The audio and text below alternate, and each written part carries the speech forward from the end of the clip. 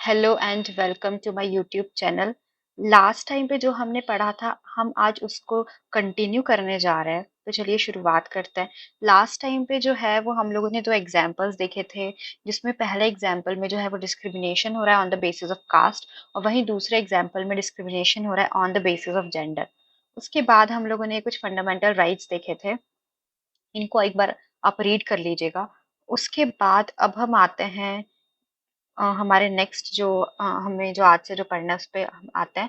तो ये जो एग्जांपल्स जो हमने पहले देखे ये क्लियर डिस्क्रिमिनेशन दिखाते हैं। ये जो है एक पे डिस्क्रिमिनेशन हो रहा है एक एग्जांपल में, जैसे मैंने बताया पहले वाले में डिस्क्रिमिनेशन हो रहा है on the basis of caste, और वहीं दूसरे वाले में on the basis of gender. तो क्या आप सब मानते हैं कि ये जो डिस्क्रिमिनेशन है ये जस्टिफाइड है, या इन डिस्क्रिमिनेशन को प्रैक्टिस किया जाना चाहिए? तो ऑफ कोर्स इन डिस्क्रिमिनेशंस को प्रैक्टिस नहीं किया जाना चाहिए, and they are not justified. तो वहीं पे जो राइट टू इक्वालिटी का रोल आता है कि जो राइट टू इक्वालिटी है वो ऐसे सारे डिस्क्रिमिनेशन से सिटीजन्स को प्रोटेक्ट करता है।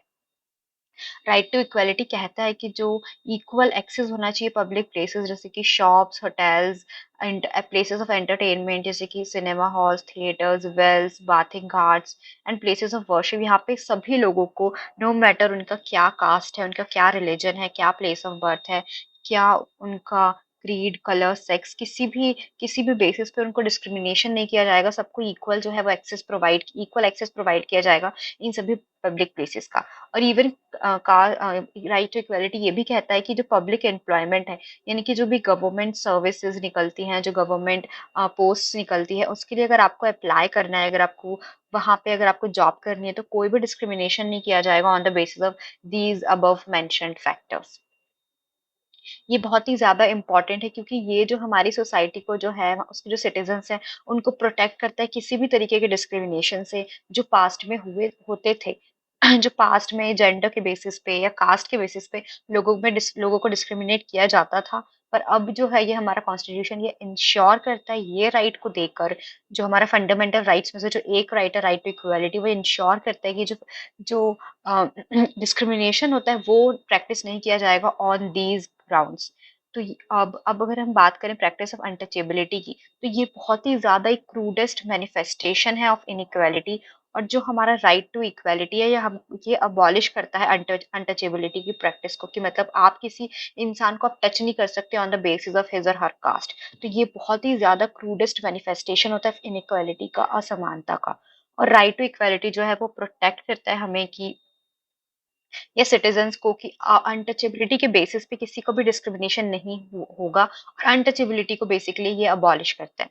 ये जो सेम राइट है ये प्रोवाइड करता है, हाँ, स्टेट को, कि कोई भी ऐसे टाइटल नहीं दिए जाएंगे पर्सन्स को accept in the field of military and academic excellence. जो उसकी फील्ड के अलावा जो है और कोई भी टाइटल जो है किसी भी पर्सन को नहीं दिए जाएंगे। जैसे कि पहले ब्रिटिश टाइम में उनको टाइटल दिए जाते थे लोगों को, राय दुर्लभ, उसके बाद राजा, ऐसे जो मतलब राय बहादुर, इस टाइप के टाइटल्स दिए जाते थे लोगों को, उनके नाम के पहले वो लोग लगाते थे।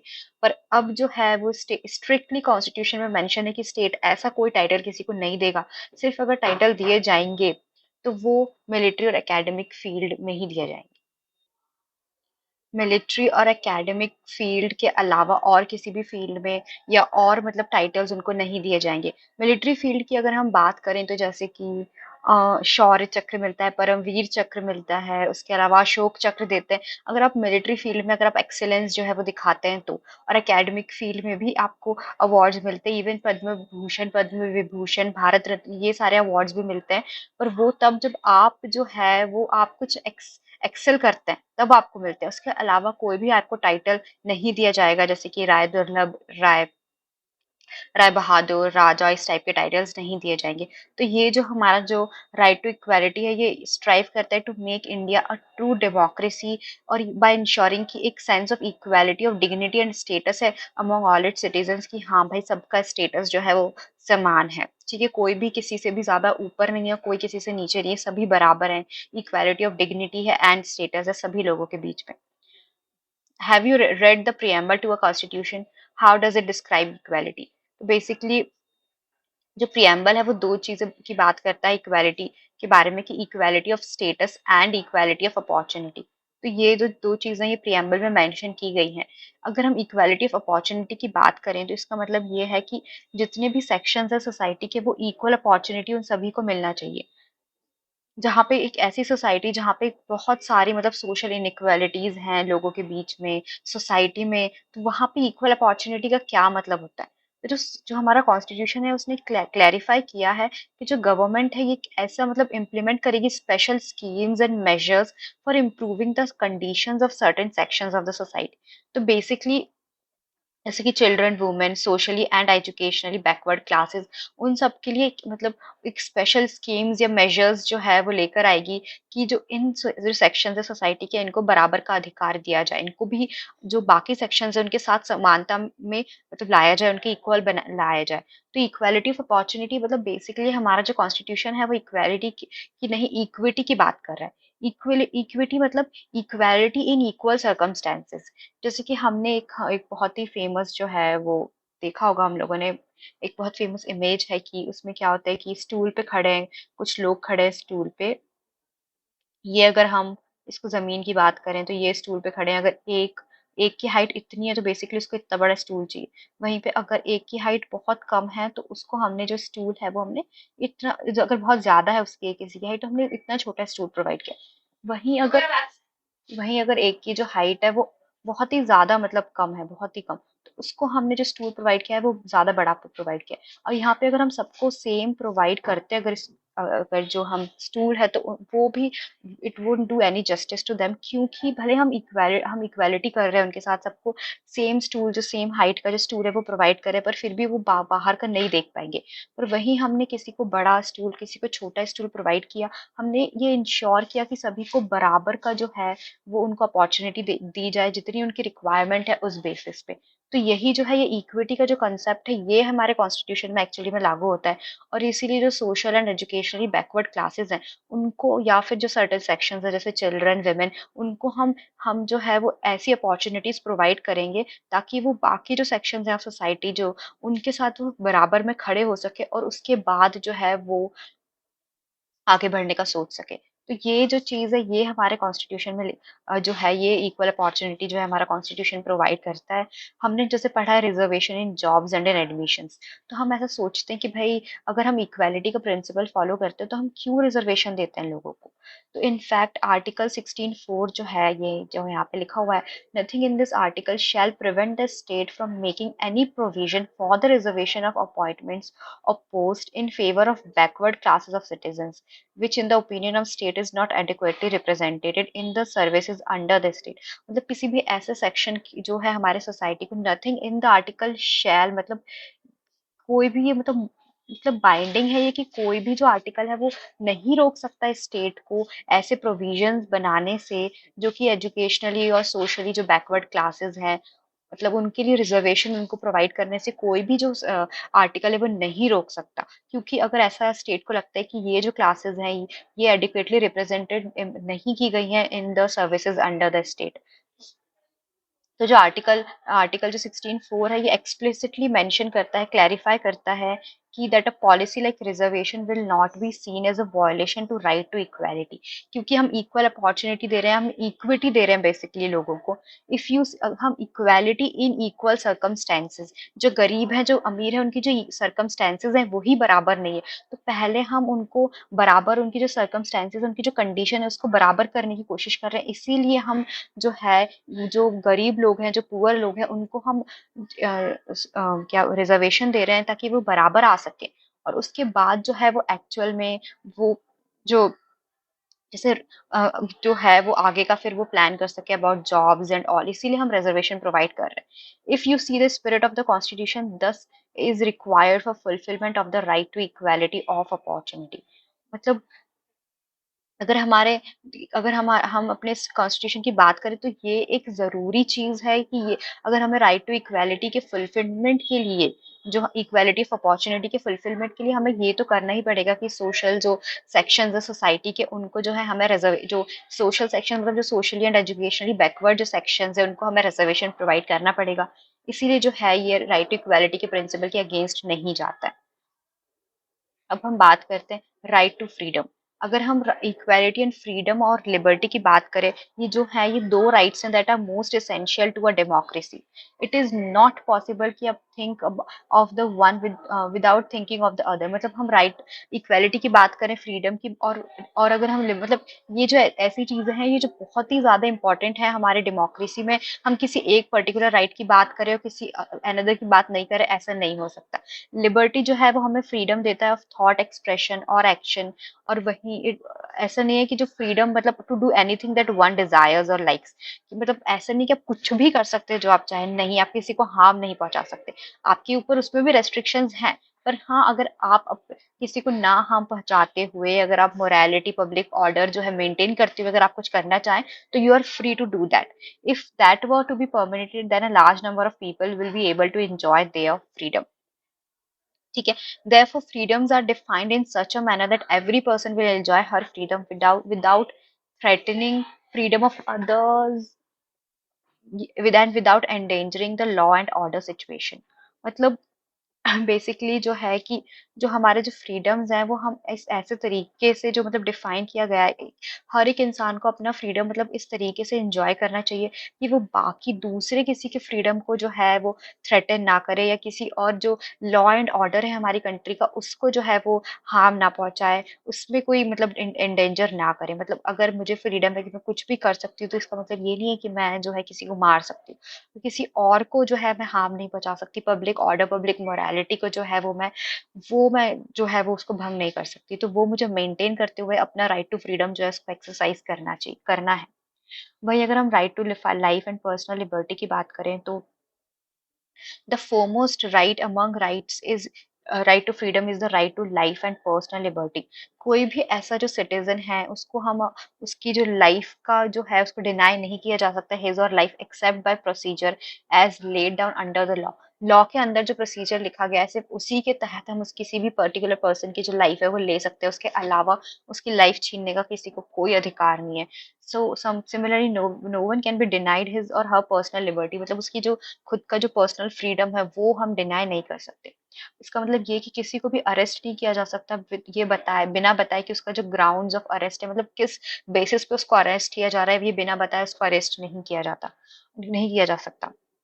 अगर हमने अरेस्ट किया है तो जो पर्सन जो है has the right to defend himself by a lawyer of his choice. मतलब अपने पसंद के लॉयर से वो जो है अपने आप को डिफेंड करवा सकता है। And it is mandatory for the police to take the person, जो है जो भी पर्सन जिसको अरेस्ट किया गया है पुलिस के द्वारा, वो मैंडेटरी है, वो कंपलसरी है कि उसको वो है वो मजिस्ट्रेट के पास लेके जाए विद इन 24 आवर्स। मतलब 24 आवर्स के अंदर जो है वो मजिस्ट्रेट के पास लेके जाना कंपलसरी है।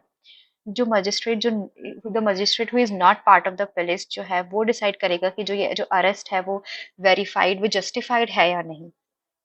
तो ये जो राइट है ये कन्फाइन नहीं किया गया है to a guarantee against taking away of an individual's life but has wider application।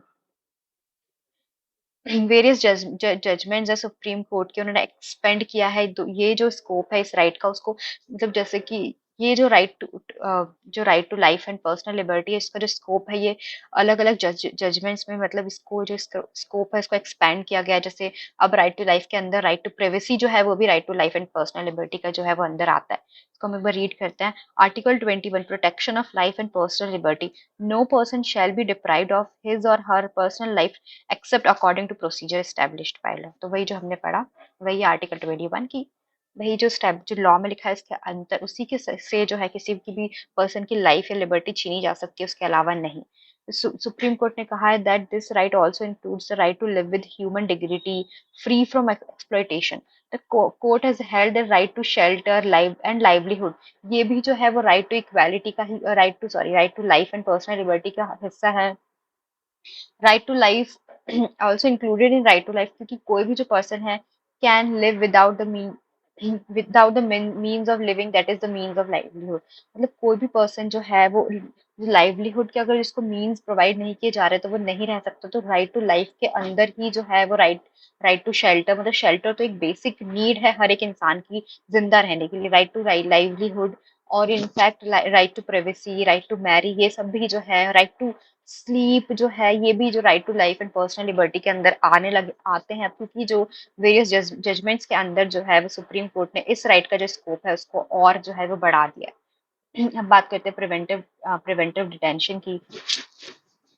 एक पर्सन है, अगर अगर उसको हमने अरेस्ट किया है after he or she has reportedly committed some offence, अगर किसी ने कोई क्राइम अगर कर दिया उसके बाद अगर हमने उसे अरेस्ट किया है, तो ये तो वैलिड है। इसको हम लोग बोलते हैं प्यूनिटिव डिटेंशन, कि हाँ भाई आपने कोई क्राइम किया है उसके बाद आपको अरेस्ट किया जाएगा। अगर लेकिन इसमें एक एक्सेप्शन भी है। अगर कई बार जो है हम एक पर्सन को अरेस्ट कर सकते हैं simply out of an apprehension, एक डर, एक फियर से, कि भाई ये जो पर्सन है ये कुछ ना कुछ अनलॉफुल एक्टिविटी में इन्वॉल्व हो सकता है, ये कुछ क्राइम कर सकता है, और उसको हम लोग इम्प्रिजन कर सकते हैं, भले ही उसने वो क्राइम कमिट ना किया हो। और उससे पहले ही अगर हमें डर है इस बात का, अगर हमें ये लगता है कि भाई ये पर्सन कुछ ना कुछ कर सकता है, तो उसको हम पहले ही मतलब उसको डिटेन कर सकते हैं, उसको इम्प्रिजन कर सकते हैं फॉर सब कुछ टाइम के लिए, without following the above mention procedure. जो हमने अबव मेंशन प्रोसीजर जो बताया उसको फॉलो किए बिना भी हम जो है उसको अरेस्ट कर सकते हैं। इसको हम लोग प्रिवेंटिव डिटेंशन कहते हैं। It means that if the government feels, अगर गवर्नमेंट को लगता है कि एक जो पर्सन है वो थ्रेट कर सकता है सोसाइटी का जो लॉ एंड जो ऑर्डर है, और to the peace and security of the nation, किसी भी हमारे जो देश है उसकी उसको जो पीस है, उसकी जो सिक्योरिटी है, उसको हार्म पहुंचा सकता है, उसको थ्रेटन कर सकता है, तो उस पर्सन को डिटेन या अरेस्ट किया जा सकता है। जो प्रिवेंटिव डिटेंशन है ये सिर्फ और सिर्फ 3 महीने के लिए ही एक्सटेंड कर सकते हैं, मतलब 3 महीने तक ही हम किसी भी पर्सन को अरेस्ट कर सकते हैं। अगर 3 महीने के बाद जो है ये जो केस है ये एडवाइजरी बोर्ड या के सामने आ जाता है फॉर रिव्यू, कि हाँ भाई जी ये जो अरेस्ट था ये वैलिड था कि नहीं, और उसकी जस्टिफिकेशन के लिए एडवाइजरी बोर्ड के सामने ये पेश कर दिया जाता है।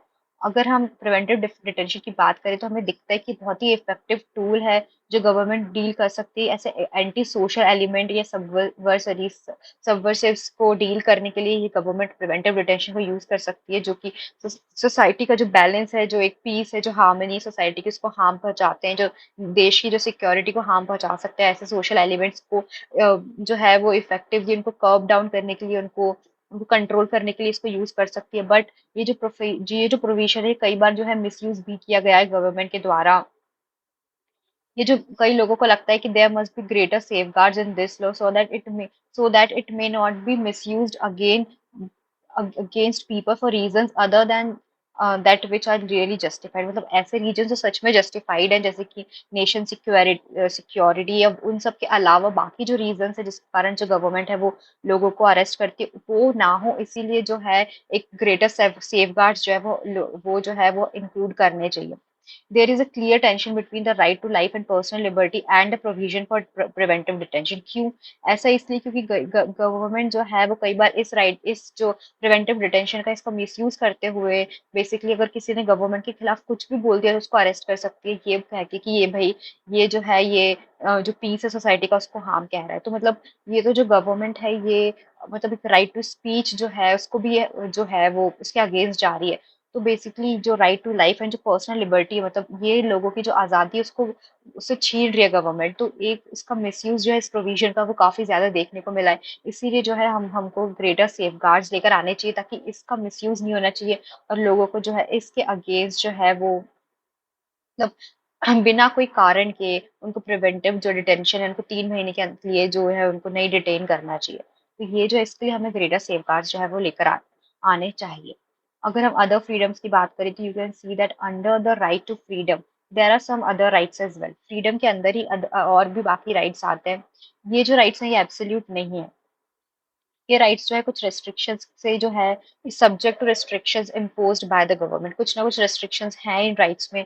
जैसे कि हम बात करें right to freedom of speech and expression जो है ये रेस्ट्रिक्ट किया गया है as public order peace and morality. अगर आप पब्लिक ऑर्डर या पीस या मोरालिटी को हार्म पहुंचाते हैं, उसको थ्रेटन करते हैं, तो आपका जो राइट है to freedom of speech and expression ये जो है ये छीन लिया जाएगा। ये जो है इसको रेस्ट्रिक्ट कर दिया जाएगा। अगर हम फ्रीडम टू असेंबल जो है ये भी है, ये एक्सरसाइज किया जाना चाहिए, पर पीसफुली एंड विदाउट आर्म्स। अगर आप गोली बंदूक जो तलवार वगैरह लेकर अगर आप असेंबल हो रहे हैं तो फिर वो अलाउड नहीं है, ऑफकोर्स नहीं हो सकता वो allowed. The government may impose restrictions in certain areas declaring the assembly of 5 or more persons as unlawful. वो कुछ एरियाज में जो है वो गवर्नमेंट इम्पोज कर सकती है रेस्ट्रिक्शंस की, अगर 5 से ज्यादा लोग अगर उस एरिया में खड़े हैं, अगर ग्रुप बना के तो उनको असेंबल हुए तो वो अनलॉफुल है। ये जो पावर्स है can be easily misused by the administration, और जो एडमिनिस्ट्रेशन है, जो गवर्नमेंट है, इन पावर्स को जो है वो आसानी से मिसयूज भी कर सकती है। जेन्युइन प्रोटेस्ट है किसी भी एक्ट और पॉलिसी के अगेंस्ट, सरकार के खिलाफ, बाय द पीपल, वो डिनाई, उसको परमिशन डिनाई की जा सकती है कि भाई नहीं, आपको अनलॉफुल है जो एक्टिविटी है वो कैरी करने वाले हैं। तो मतलब कोई भी जो है ये जो ये जो प्रोटेस्ट है, जो जेन्युइन प्रोटेस्ट जो लोग करना चाहते हैं पीसफुली गवर्नमेंट के खिलाफ, वो भी डिनाई कई बार कर दिया जाता है। तो however, if the people are aware and vigilant in regard to their rights and choose to protest against such acts of administration, such misuse becomes rare। पर अगर लोग इतने अवेयर हैं कि ये हमारा अधिकार है कि हम प्रोटेस्ट कर सके, तो ऐसे जो मिसयूज हैं ये जो है रेयर बन जाते हैं। अगर लोग आवाज उठाए इसके खिलाफ तो ऐसे मिसयूज जो है वो नहीं होंगे। जो कॉन्स्टिट्यूएंट असेंबली इटसेल्फ जो है, कुछ जो मेंबर्स जो है कॉन्स्टिट्यूएंट असेंबली, उन्होंने कहा कि देयर डिससेटिस्फेक्शन उन्होंने शो किया अबाउट रेस्ट्रिक्शंस ऑन राइट्स, कि ये जो राइट्स है इनके पीछे जो रेस्ट्रिक्शन जो लगाया जा रहा है उस पे फिर जो कई मेंबर्स जो हमारे कॉन्स्टिट्यूशन के, उन्होंने डिससेटिस्फेक्शन शो किया। पर फिर भी देश की जो पब्लिक मोरालिटी और ऑर्डर जो है वो मेंटेन करने के लिए ये रेस्ट्रिक्शंस का लगाना भी जरूरी था। अब हम यहाँ पे जो है वो हम राइट्स ऑफ एक्यूज की बात करते हैं।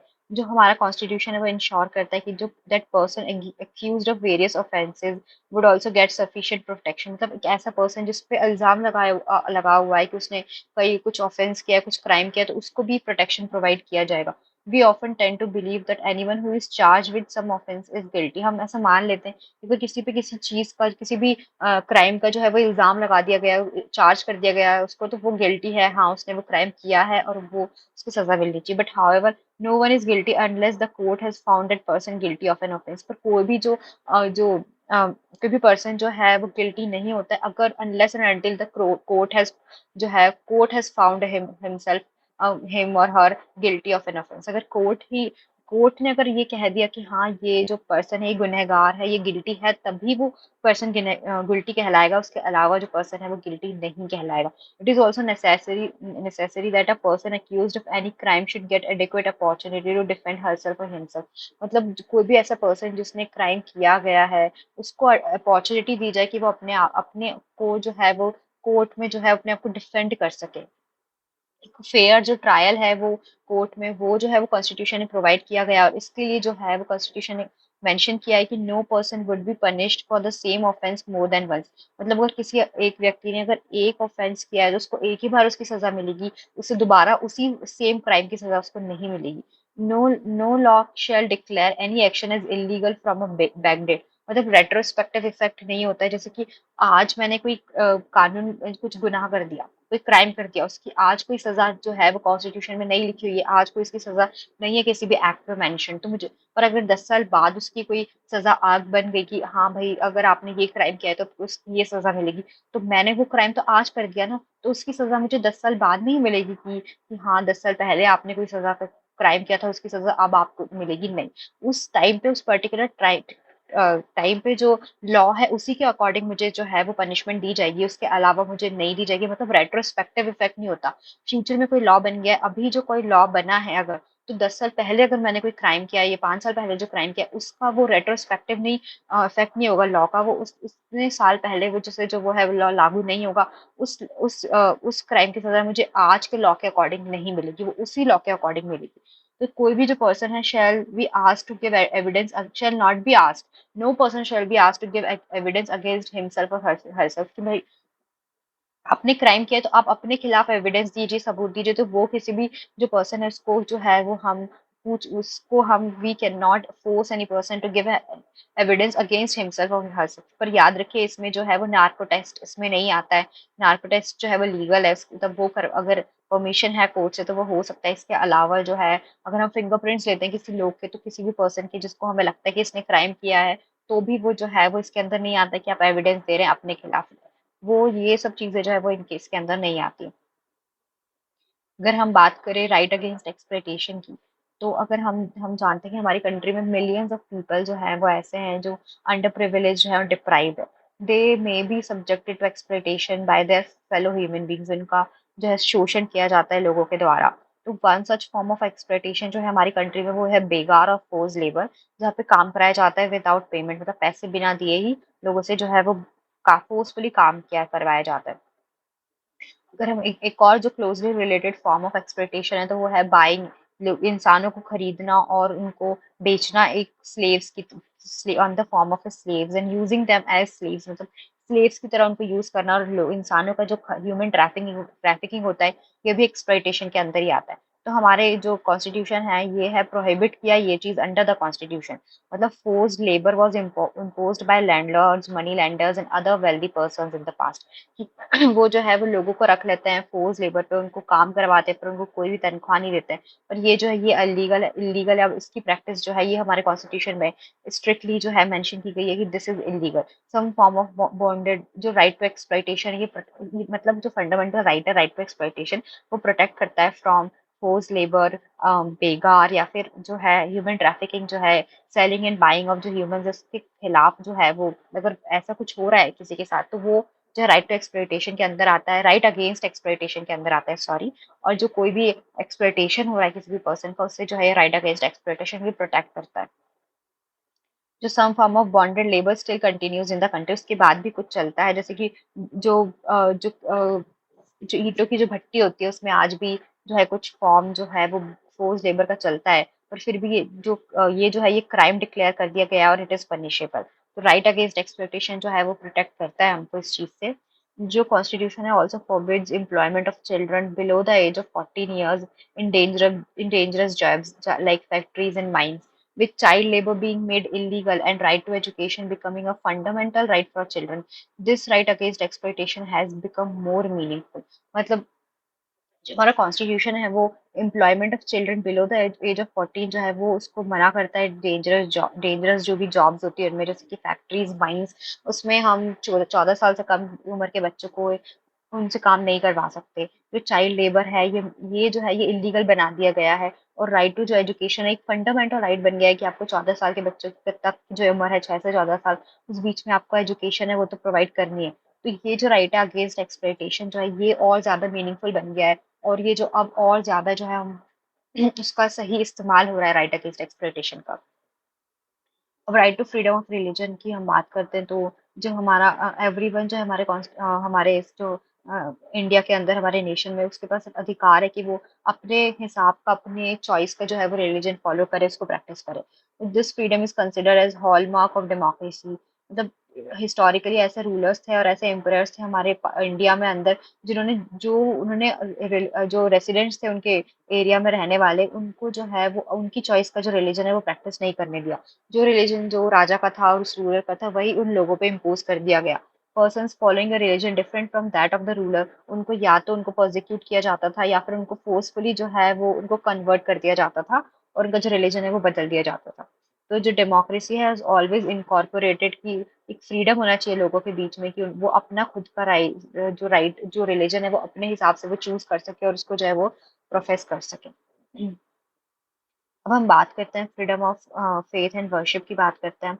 In India everyone is free to choose a religion and practice that religion, मतलब हर एक इंसान फ्री है वो अपना रिलीजन चूज करने के लिए, प्रैक्टिस करने के लिए। जो राइट फ्रीडम ऑफ रिलीजन है ये भी इंक्लूड करता है द फ्रीडम ऑफ कॉन्शियंस। जो फ्रीडम ऑफ रिलीजन है वो फ्रीडम फ्रीडम ऑफ कॉन्शियंस भी इंक्लूड करता है। इसका मतलब ये है कि एक जो पर्सन है मैं चूज एनी रिलीजन और may choose not to follow any religion, मतलब कोई पर्सन कोई भी रिलीजन चूज कर सकता है और ये भी चूज कर सकता है कि उसको कोई भी रिलीजन फॉलो नहीं करना है। अगर उसको एथीस्ट रहना है तो वो भी जो है हमारे जो कॉन्स्टिट्यूशन है उसको अलाउ करता है। फ्रीडम ऑफ रिलीजन जो है वो इंक्लूड करता है freedom to profess, follow and propagate any religion, मतलब हम अपना रिलीजन फॉलो कर सकते हैं, उसको प्रोपोगेट भी कर सकते हैं, उसको फैला भी सकते हैं हमारी सोसाइटी के अंदर।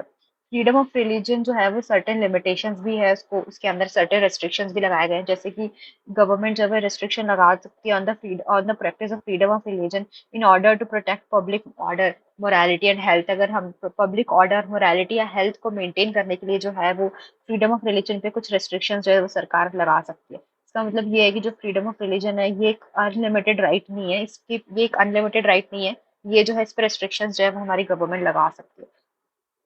जो गवर्नमेंट है वो इंटरफेयर कर सकती है रिलीजियस मैटर्स में for routing out certain social जो इविल्स है उनको बाहर निकालने के लिए, उनको हटाने के लिए जो है वो रिलीजियस मैटर्स में जो इंटरफेयर कर सकती है। जैसे कि इन द पास्ट जो है वो गवर्नमेंट ने प्रैक्टिस ऐसे स्टेप्स लगाए हैं, जैसे कि सती प्रथा को या बायगैमी को या फिर ह्यूमन सेक्रीफाइस पर उनको बैन किया गया। इनफैक्ट अगर हम रिसेंटली अभी बात करें तो जो है वो जो अभी जो हमारी करंट गवर्नमेंट है उसने जो है वो ट्रिपल तलाक है उसको बैन किया गया। तो ये भी एक रिलीजियस जो मैटर है उसमें इंटरफेयर करके जो है ये सोशल जो इविल था ट्रिपल तलाक उसको जो है वो बैन किया गया। तो जो गवर्नमेंट है वो इंटरफेयर कर सकती है।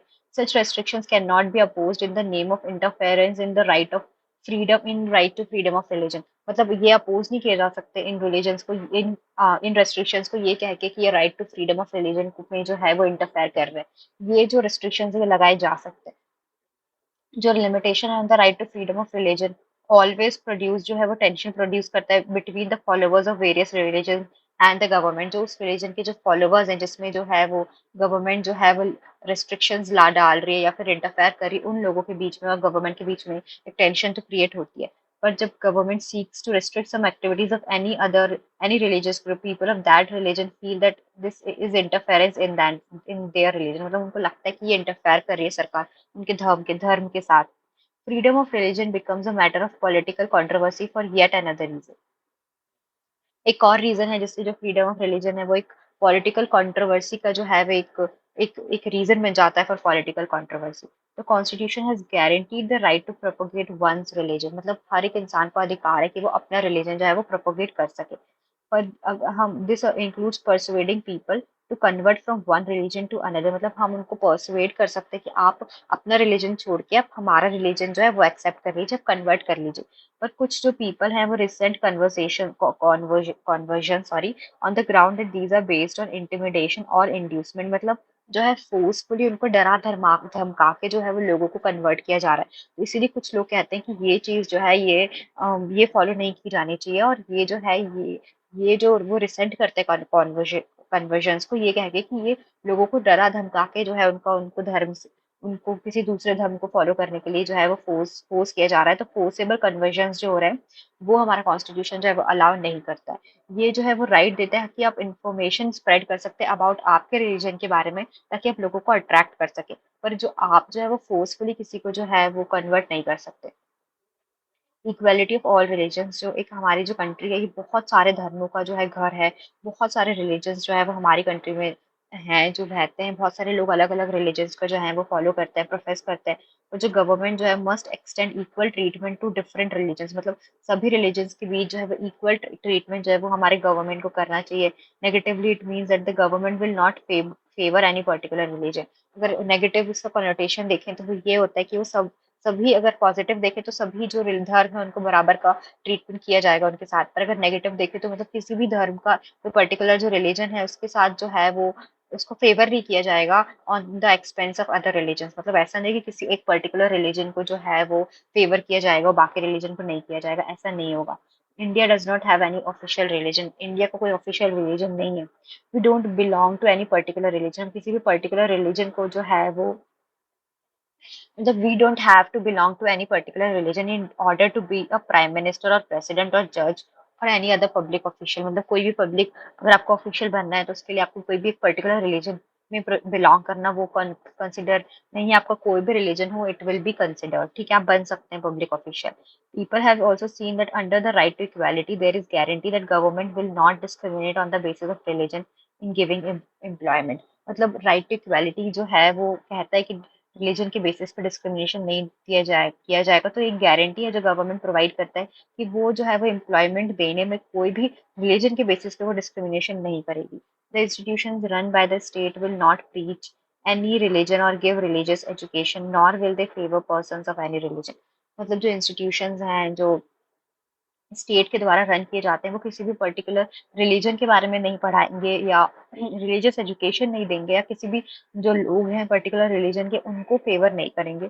The objective of these provisions is to sustain and nurture the principle of secularism. जो सेक्युलरिज्म है जो हमारे कॉन्स्टिट्यूशन में एक बहुत ही इंपॉर्टेंट हिस्सा है उसका, वो उसको प्रिजर्व करने के लिए, उसका प्रिंसिपल को प्रिजर्व करने के लिए कि भाई सारे रिलीजन जो है बराबर हैं, उसके लिए जो है ये हमारा जो ऑब्जेक्टिव है ऑफ दीज प्रोविजंस जो है वो सस्टेन और नर्चर करता है द प्रिंसिपल ऑफ सेक्युलरिज्म। अब इसके बाद के जो राइट्स है वो हम नेक्स्ट चैप्टर में पढ़ेंगे। आज के लिए इतना काफ़ी है। Thank you for watching my video and I hope that you like it.